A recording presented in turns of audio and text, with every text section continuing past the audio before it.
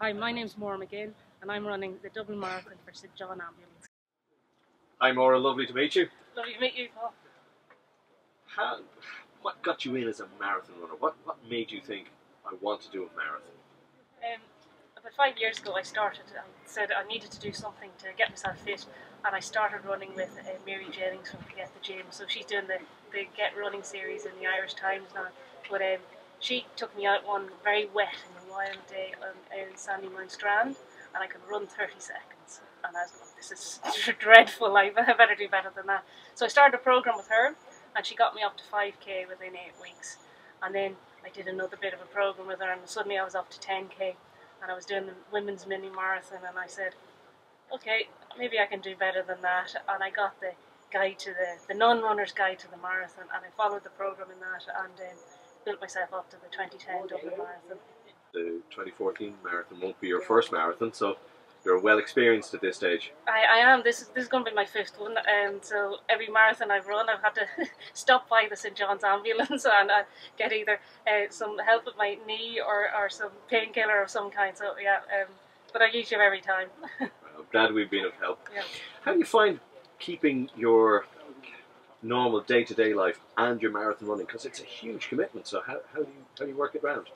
It is a massive commitment, and I find during the summer, you know, it's easier to manage. The runs are a little bit smaller or shorter, and so you're okay. You can manage and squeeze them in the morning or even at lunchtime sometimes. But the last couple of weeks of the training does get intensive, and I'm a slow runner, so it's not that I run fast. So it takes a huge chunk of my time. Although the long run then I keep to the weekend, and I have a couple of hours to myself. It's my time to. For me, and I find it quite relaxing because there's nothing else, just me in the road, and I have a couple of hours to myself on a Sunday where I go out for this long run.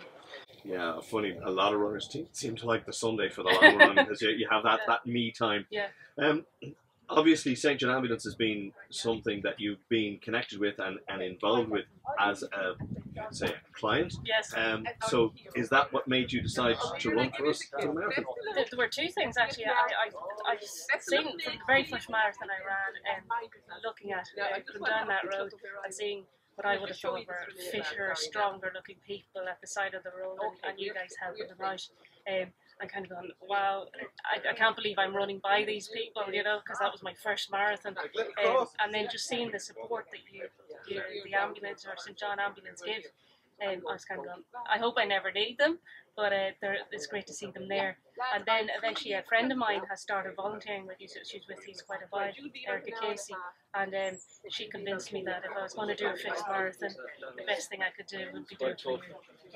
We're really delighted you've chosen to run for us. And I'm just going back to what you said at the start, that it was a wet, horrible day you started running on.